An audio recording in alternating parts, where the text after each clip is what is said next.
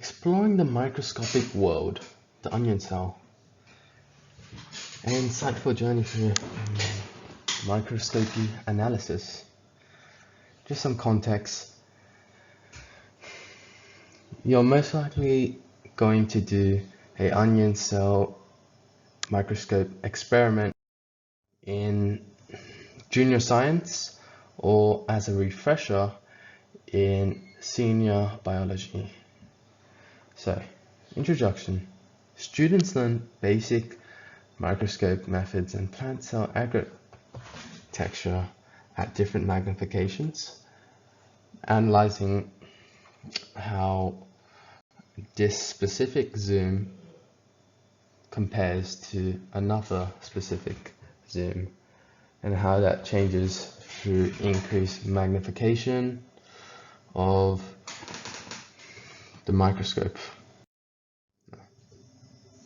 The investigation of this experiment is to investigate how adjusting the magnification of a microscope lens influences the observation of an onion's cell structure. Now, if you're doing this for yourself, you don't have to do exactly this. This is just a brief outline, something around this. Just trying to see how they vary in comparison to one another.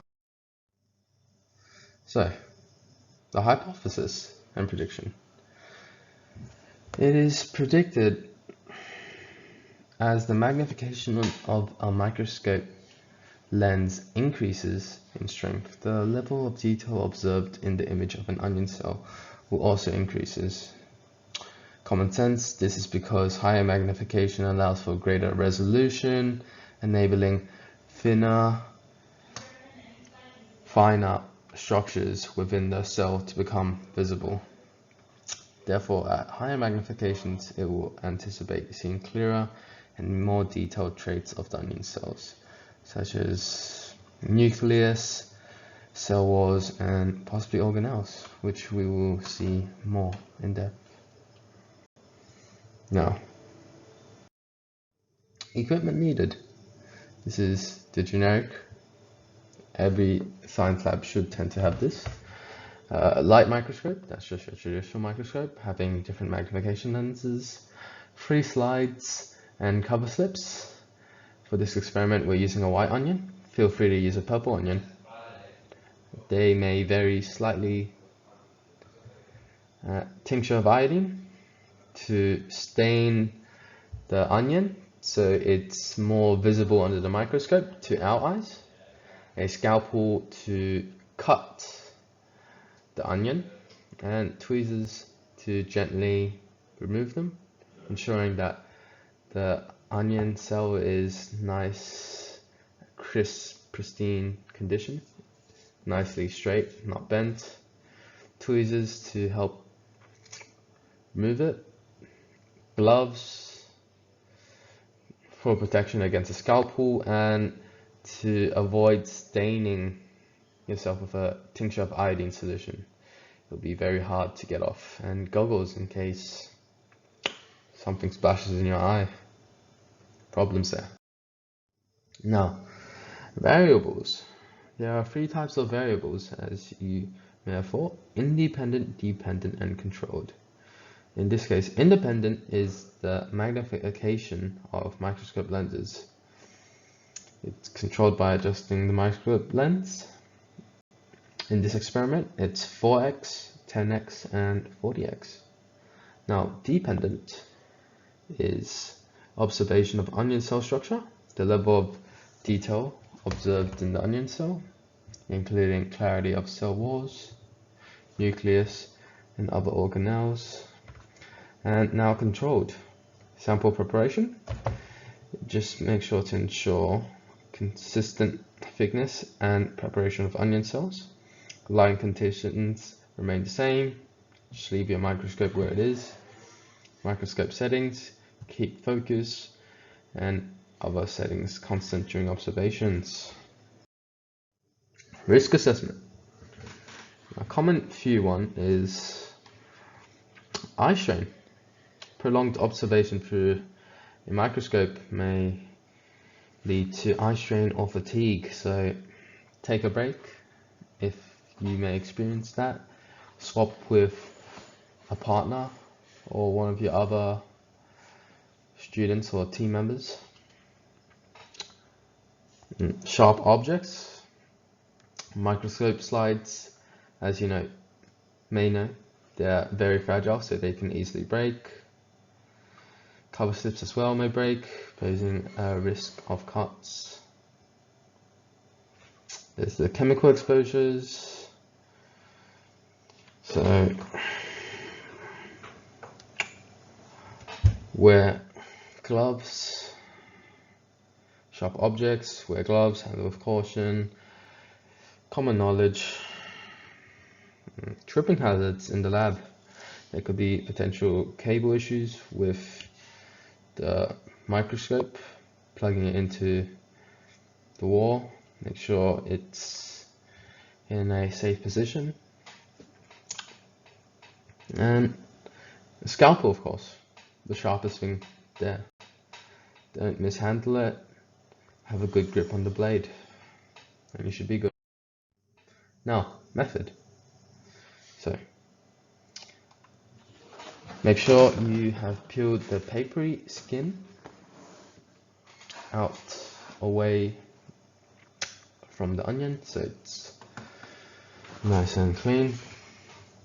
Now, what you can do is remove the first layer of the onion,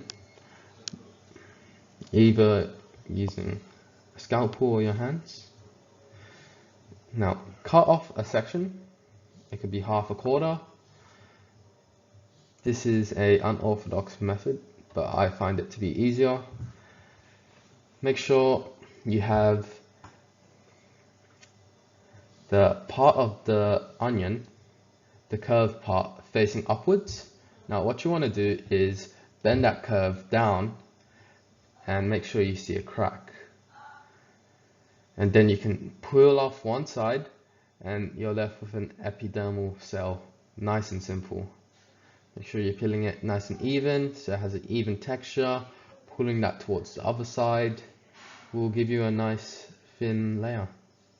Now use tweezers or your hands. Ensure the epidermal is nice and even, having no creases. That's that method, my method. Or you could use the orthodox method, which is just cutting along the grooved area, that rounded area, and then slowly peeling it carefully. Now, ensure the peel is flat. Place it on the cover slip and on the slide. But before you do that, add 1 drop of tincture of iodine solution.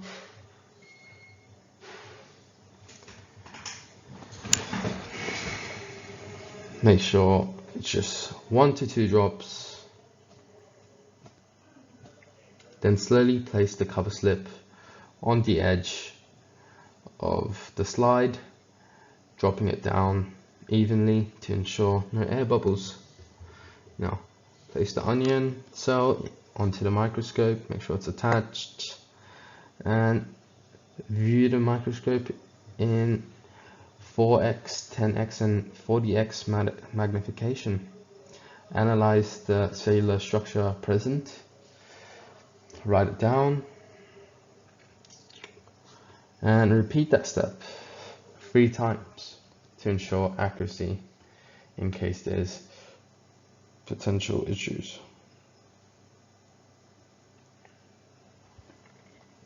And possible damages, for example. Now,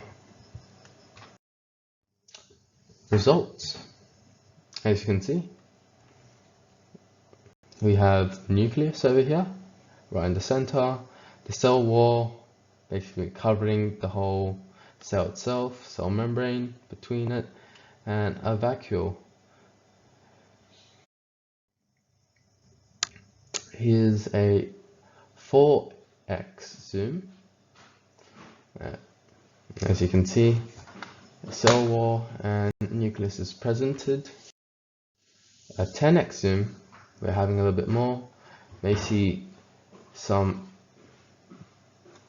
nucleuses, cell wall, a little bit of a cell membrane.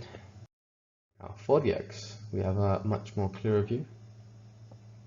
There's cell walls, nucleus, a vacuole,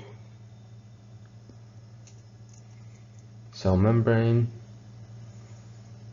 and yeah, as we can see,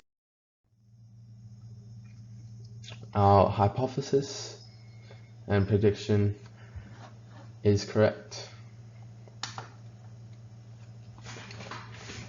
For having stronger magnifications leads to overall more defined, clearer results, seeing more features within the onion cell in comparison to the magnification being low. Thanks for watching. Make sure to like and subscribe, and Happy New Year. Happy Lunar New Year. This is the time of the recording, and take care.